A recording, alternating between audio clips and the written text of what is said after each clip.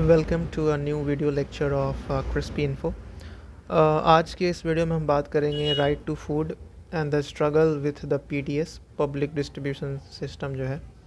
तो उसमें जो हमारा राइट टू फूड है आर्टिकल 21, वो किस तरह से इंश्योर करता है कि जितने भी लोग हैं उन सबको जो है बराबर अधिकार है, उनको जो है भोजन का अधिकार है। लेकिन जो हमारे देश में जो सिस्टम है पीडीएस का, वो यहाँ पे एक तरह से उसको यहाँ पे पूरा करते हुए नहीं दिख रहा है। तो इस टॉपिक के ऊपर हम बात करेंगे और इसका एक डिटेल्ड एग्जामिनेशन करेंगे और भी एग्जांपल्स देंगे कि एक कम्युनिटी है जो कि काफ़ी ज़्यादा इससे प्रभावित है। एंड उसके बाद हम फिर बात करेंगे जो भी कंसिक्वेंस है एक्सक्लूज़न का, वो क्या क्या हो सकता है, और फिर जो भी पॉलिसी रिफॉर्म्स है कि किस तरह से इसको एड्रेस किया जाना चाहिए, उसके बारे में भी हम बात करेंगे। और फिर लास्ट में एक कंक्लूज़न के साथ इसको हम ख़त्म करेंगे। So let's start the video. तो जो राइट टू फूड है वो एक बहुत ही इम्पॉर्टेंट आधारशिला है ह्यूमन डिग्निटी के लिए। एंड हमारा जो फंडामेंटल राइट है आर्टिकल 21, उसमें ये इंश्राइंड भी है पिछले 2 दशकों से। और इवन जो आर्टिकल 25 है universal declaration of human rights, उसमें भी ये राइट टू फूड के बारे में मेंशन है। लेकिन कुछ जो रीसेंट रिपोर्ट्स आए हैं from the state like Jharkhand, Odisha and Bihar, वो एक बहुत ही ट्रबलिंग पिक्चर जो है वो यहाँ पे दर्शा रहा है। खासकर जो पब्लिक डिस्ट्रीब्यूशन सिस्टम जो पीडीएस है, उसको डिज़ाइन किया गया था कि फूड सिक्योरिटी को सुनिश्चित करे, लेकिन जो मोस्ट वल्नरेबल पॉपुलेशन है उसको ये प्रोटेक्ट करने में असमर्थ दिखता नज़र आ रहा है। और इसमें बहुत सारे जो ब्यूरोक्रेटिक इनफिशिएंसीज़ हैं और जो सिस्टमेटिक करप्शन है, जो करप्शन बहुत ज़्यादा बढ़ चुका है, और जो सोशल इनिक्विटीज़ है, बराबर हिस्सेदारी लोगों को नहीं मिल पाता। तो वो सब चीज़ें जो है एक बैरियर्स के रूप में काम किया है, जिसमें खासकर जो मार्जिनलाइज्ड कम्युनिटीज़ हैं उनको एक बेसिक ये जो ह्यूमन राइट है खासकर सस्टेनेंस के लिए, सर्वाइवल के लिए, वो भी यहाँ पे नहीं मिल पा रहा है। तो आगे बढ़ते हैं कि एक डिटेल्ड एग्जामिनेशन करेंगे एक्सक्लूजन क्राइसिस ये किस तरह से है।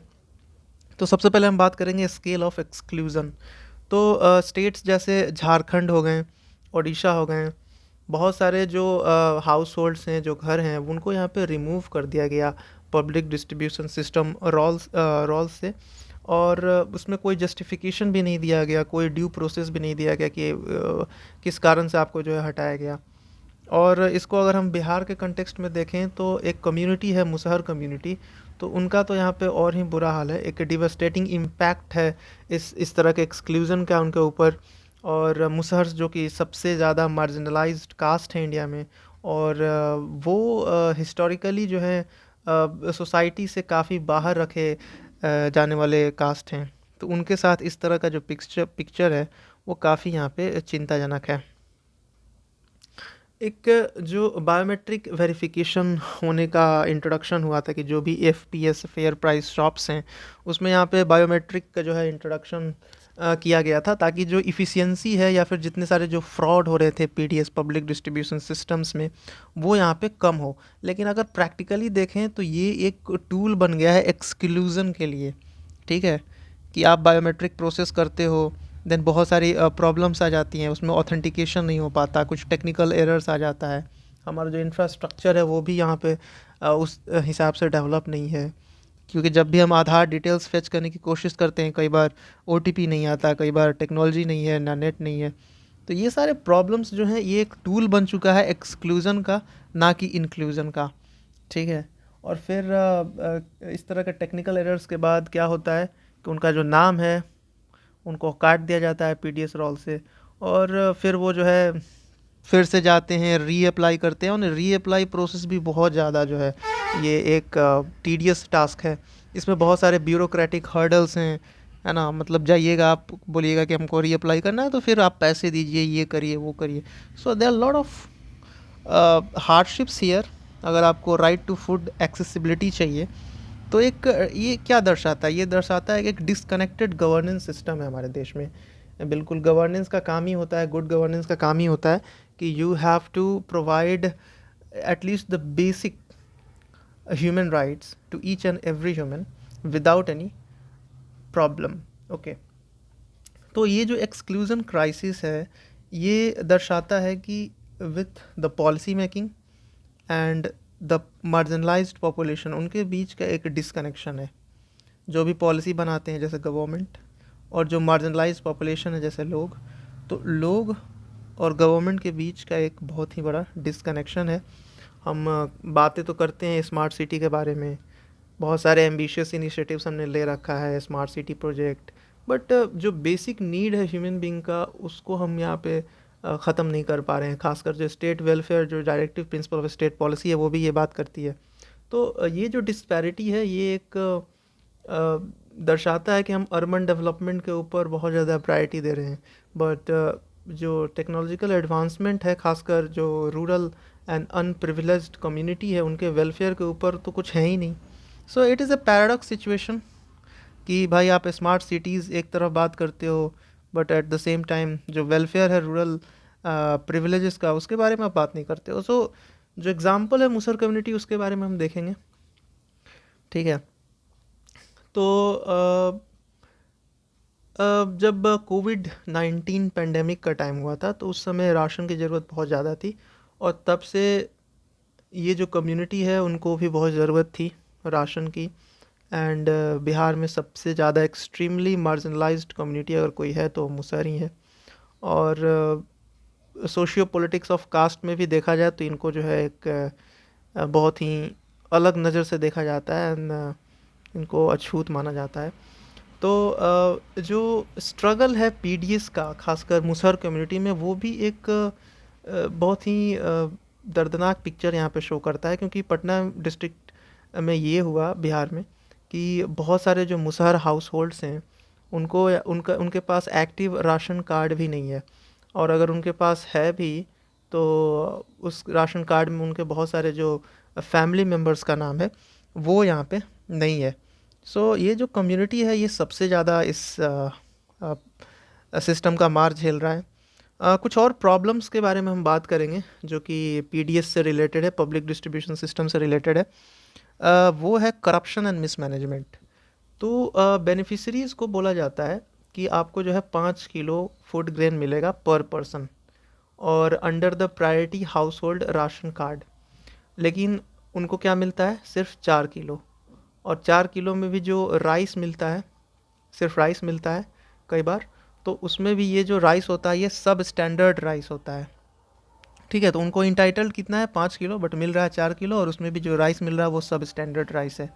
तो that's a very very like you can say it's a system failure. दूसरी बात, वीट जो है वो कई बार तो मिलता ही नहीं है, ठीक है। सो आपको सिर्फ राइस मिल रहा है। ग्रेन्स के बारे में बात की जा रही है वहाँ पे priority household ration card में, but you are only getting rice but you are not getting wheat. And then कुछ लीगल एंड एडमिनिस्ट्रेटिव बैरियर्स के बारे में बात करते हैं। तो जो इनरोलमेंट प्रोसेस है राशन कार्ड का वो यहाँ पे दर्शाता है कि जो ब्यूरोक्रेटिक रेड टेपिज़म है वो यहाँ पे कितना ज़्यादा है, क्योंकि बिहार में क्या होता है कि एप्लीकेंट्स को आधार कार्ड सबमिट करना है, कास्ट सर्टिफिकेट सबमिट करना है, इनकम सर्टिफिकेट सबमिट करना है, रेसिडेंस प्रूफ सबमिट करना है, और इसका कोई लीगल बेसिस नहीं है। इतनी सारी चीज़ों की ज़रूरत है ही नहीं, because under the national food security act of 2013 और the PDS control order of 2015 इसके बारे में बात ही नहीं करता। But still you have to show these certificates. अगर हम दूसरे स्टेट के बारे में भी बात करें, for example Jharkhand, Uttar Pradesh and Madhya Pradesh, तो वहाँ पे भी डॉक्यूमेंटेशन का जो प्रॉब्लम है वो इसी तरह से है। तो ये एक रिफ्लेक्ट करता है कि हम बहुत ही एक ब्रोडर फेलियर को रिफ्लेक्ट करता है, और जो गवर्नेंस से अलाइन होना चाहिए खासकर जो सिटीज़न वेलफेयर की चीज़ें हैं वो उससे बिल्कुल कॉन्ट्ररी है। तो जो डिजिटाइजेशन का पुश है या ई गवर्नेंस के बारे में बात करते हैं, ये तो थ्योरी में लाउडेबल है, ओके। जैसे यहाँ पे मैंने लिख रखा है, the push for digitisation and e governance while laudable in theory has prioritised technology over accessibility. कहने का मतलब है कि डिजिटाइजेशन के बारे में हम बात करते हैं, ई गवर्नेंस के बारे में बात करते हैं, ये थ्योरी में बहुत सही लगता है, लेकिन इसने यहाँ पे टेक्नोलॉजी को सिर्फ प्रायोरिटाइज़ किया कि हाँ हमारे पास डिजिटाइजेशन है, हमारे पास 5G है, 6G है, हमारे पास आधार कार्ड है, वगैरह वगैरह टेक्नोलॉजी है। बट जो एक्सेसिबिलिटी, इसका जो मेन मकसद है वो है कि लोगों तक ये सब पहुंचाना, जो पर्टिकुलरली जो उनके इम्पॉर्टेंट वेलफेयर नीड्स हैं। तो एक्सेसिबिलिटी कहाँ है आपका? You are just prioritising your technology, इसको प्राथमिकता दे रहे हैं टेक्नोलॉजी को ओवर एक्सेसिबिलिटी। तो ये एक बहुत ही दुखद बात है। And then now we will talk about the consequence of exclusion, exploitation of vulnerability. तो जो सिस्टमेटिक इनफिशिएंसीज़ हैं खासकर पीडीएस में, वो यहाँ पे पर्टिकुलरली टारगेट कर रहा है मार्जिनलाइज्ड कम्युनिटी लाइक मुसहर्स। उसमें भी जो मिडिल मैन है वो भी बहुत ज़्यादा पैसा यहाँ पे चार्ज करते हैं। कई बार क्या होता है कि उनसे 3-3 हज़ार रुपये जो है वो भी ले लिए जाते हैं कि चलो इसके एवज में आपको जो है हम राशन कार्ड बना देंगे। और कई बार क्या होता है कि ये मिडिल मैन दिखते भी नहीं हैं।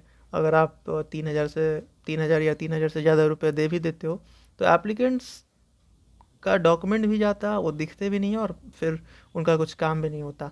और कई बार अगर एप्लीकेंट सबमिट भी कर देते हैं तो डिलेज़ जो है वो यहाँ पे काफ़ी ज़्यादा होता है। 2015 का एक ऑर्डर है कि जो भी राशन कार्ड है उसको यहाँ पे 30 दिन के अंदर इशू करना ही करना है, मैंडेटरी है। लेकिन बहुत सारे जो एप्लीकेंट्स हैं वो यहाँ पे पेंडिंग रह जाते हैं, महीनों तक, सालों तक, कुछ पता नहीं चलता।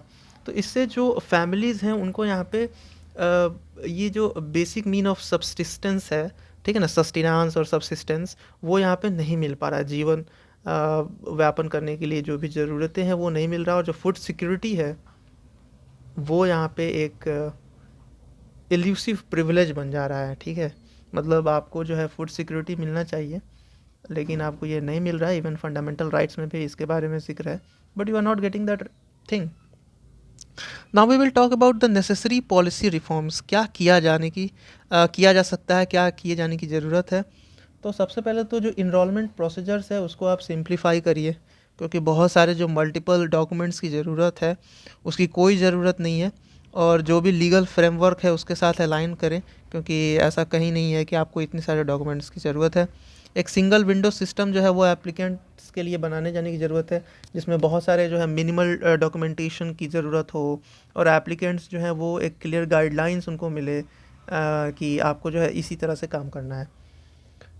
दूसरी बात, strengthening accountability and reducing corruption. जो अकाउंटेबिलिटी है, जवाबदेह है, वो यहाँ पे उस सिस्टम को आपको स्ट्रेंथन करने की ज़रूरत है। और करप्शन जो है वो यहाँ पे कम करने की ज़रूरत है। तो करप्शन जो है पीडीएस सिस्टम वो यहाँ पे लोगों का ट्रस्ट जो है वो यहाँ पे ख़त्म करता है। और जो भी बेनिफिशरीज़ हैं उनको तो वंचित करता ही करता है, उनके जो भी राइटफुल इंटाइटलमेंट्स हैं उससे। और बहुत सारे एफपीएस डीलर्स क्या करते हैं कि क्वांटिटी भी रिड्यूस कर लेते हैं। जो क्वालिटी ऑफ ग्रेन है वो यहाँ पे उसके साथ छेड़छाड़ करते हैं। तो इस सब चीज़ों को एड्रेस करे जाने की ज़रूरत है। एक स्ट्रिक्टर ओवरसाइट मैकेनिज़्म और इवन इन्फोर्समेंट मैकेनिज़्म जो है उससे हम इसको ठीक कर सकते हैं। गवर्नमेंट जो है इंडिपेंडेंट मॉनिटरी बॉडीज़ बनाए और जो डिस्ट्रीब्यूशन प्रोसेस हो रहा है उसको ऑडिट करवाए और जो भी नॉर्म्स है उसके साथ एडहियर करे।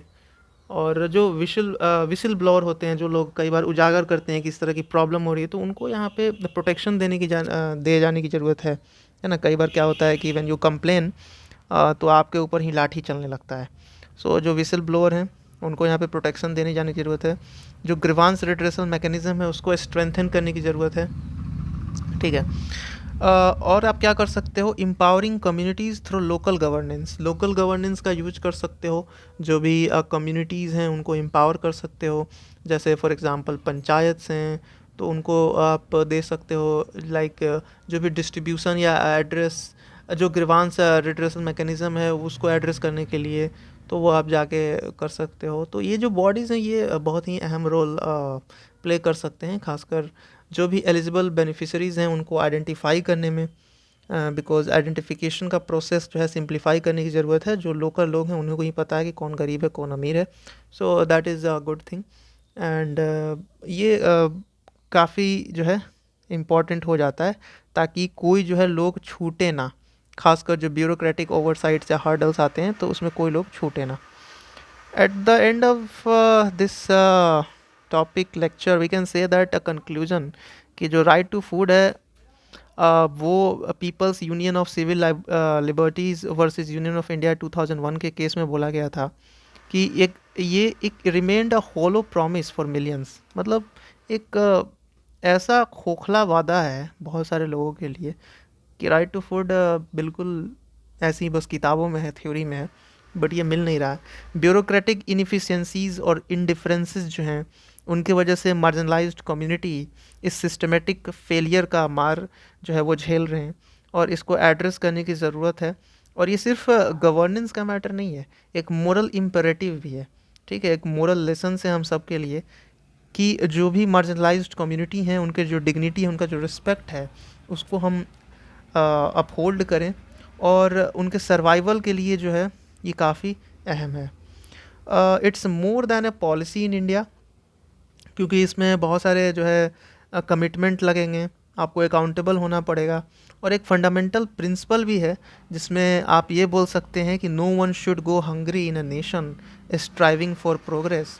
और हम वैसे भी बात कर रहे हैं 2047 तक विकसित भारत, डेवलप्ड इंडिया बनने का, तो उस कंडीशन में तो बिल्कुल हम ये उम्मीद कर ही सकते हैं कि कोई लोग भूखा ना सोए। So thanks for watching this video. I hope आपको पसंद आया होगा और बहुत सारी जानकारी भी मिली होगी। So please subscribe and like and be with us for future videos.